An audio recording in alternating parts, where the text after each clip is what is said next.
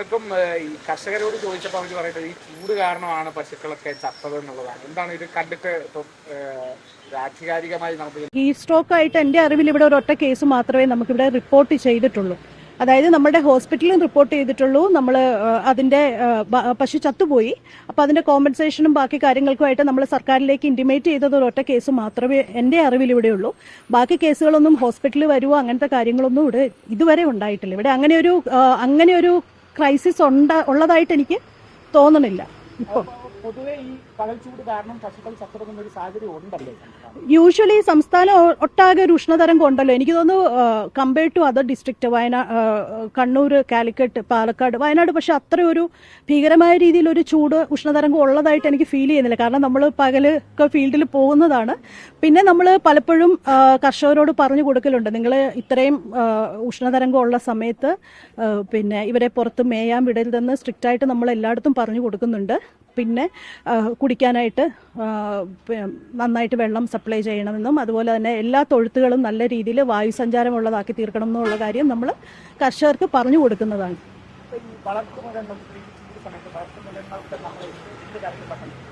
നായകളുള്ള ഒരുപാട് രോമങ്ങളുള്ള നായകളുള്ള വീട്ടുകാരുണ്ട്. ഇതുപോലെ നമ്മളൊക്കെ സംബന്ധിച്ച് നമ്മുടെയൊക്കെ വീട്ടിലുണ്ട്. അപ്പൊ അവരൊക്കെ ശരിക്കും എന്താണ് ഒരു മുൻകരുതൽ എന്നുള്ള നിലയ്ക്ക് അവരുടെ ചൂടിനെ പ്രതികരിക്കാൻ എന്താണ്? ഞാനും ഒരു ഡോഗ് ഓണറാണ്. ഈ പറഞ്ഞ പോലെ ഷിറ്റ്സു ബ്രീഡ് എൻ്റെ കയ്യിൽ ഒരു 4-5 നായ്ക്കുട്ടികളുണ്ട്. അപ്പം യൂഷ്വലി നമ്മൾ ചെയ്യാന്ന് വെച്ചാൽ രോമം കുറച്ച് ട്രിം ചെയ്യുക എന്നുള്ളതാണ്. മാക്സിമം ചൂട് എന്താ പറയുക ഹീറ്റ് ആവാത്ത രീതിയിൽ ഹെയർ ട്രിം ചെയ്ത് കൊടുക്കുകയാണ്. പിന്നെ അവർക്ക് കുടിക്കാൻ ഇഷ്ടം പോലെ വെള്ളം കൊടുക്കുക. പിന്നെ കഴിയുന്നതും നായക്കൂട്ടിലൊക്കെ ഒരു ഫാനോ ഇല്ലെങ്കിൽ നന്നായിട്ടൊരു വായുസഞ്ചാരമുള്ള രീതിയിൽ നായക്കൂടുകളൊക്കെ വെക്കാനായിട്ടാണ്. ഈവൻ നമ്മൾ എന്താ പറയുക വെള്ളം എല്ലായിടത്തും വെക്കുക. കാരണം മനുഷ്യനും നമ്മൾ വീട്ടിൽ വളർത്തുന്ന ജീവജാലങ്ങളും അല്ലാതെ ഇഷ്ടംപോലെ ജീവജാലങ്ങളും ഉള്ളതാണ്. അപ്പോൾ അവർക്കൊക്കെ കുടിക്കാൻ പരുവത്തിന് ഒരു ഇച്ചിരി വെള്ളം നമ്മളുടെ വീടിൻ്റെ ഏതെങ്കിലും ഒരു ഭാഗത്ത് വെക്കുന്ന അങ്ങനെയൊക്കെയുള്ള കാര്യങ്ങൾ ചെയ്താൽ ഏറെക്കുറെ നമുക്ക് ഈ ഒരു ചൂടിനെ പ്രതിരോധിക്കാൻ പറ്റും.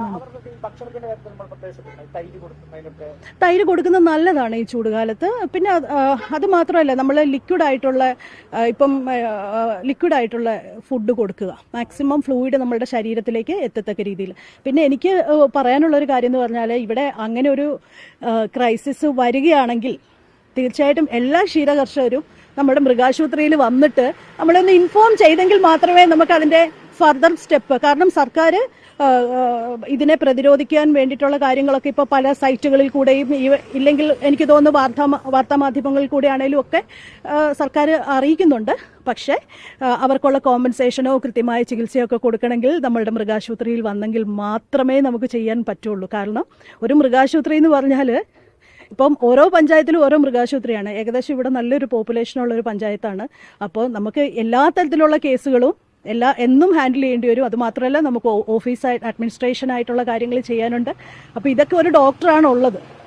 അപ്പോൾ തീർച്ചയായിട്ടും ഇത് നിങ്ങൾ ഒന്ന് അറിയിക്കാൻ ഉള്ള ഒരു മനസ്സ് ഈ ക്ഷീരകർഷകർ കാണിക്കണം എന്ന് മാത്രമേ എനിക്ക് പറയാനുള്ളൂ. കാരണം ചത്ത് കഴിഞ്ഞിട്ട് ഈവൻ അവർക്കൊരു കോമ്പൻസേഷനും കിട്ടണമെങ്കിൽ പോലും ഒരു പോസ്റ്റ്മോർട്ടം ഒരു റിപ്പോർട്ടും കൊടുക്കേണ്ടതുണ്ട്.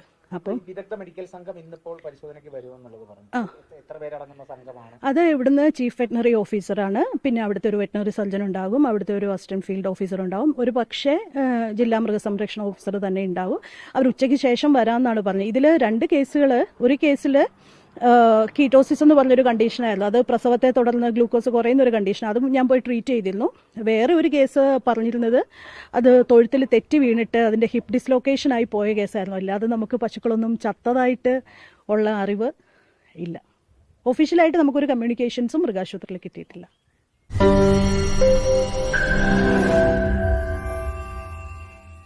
ലോകത്തെവിടെയായാലും ഏത് സമയത്തും 24 വാർത്തകളും ഓഗ്മെന്റഡ് റിയാലിറ്റി പാക്കേജുകളും എക്സ്പ്ലെയിനറുകളും വിശദമായി കാണാൻ ഞങ്ങളുടെ യൂട്യൂബ് ചാനൽ നിങ്ങൾക്ക് സബ്സ്ക്രൈബ് ചെയ്യാം.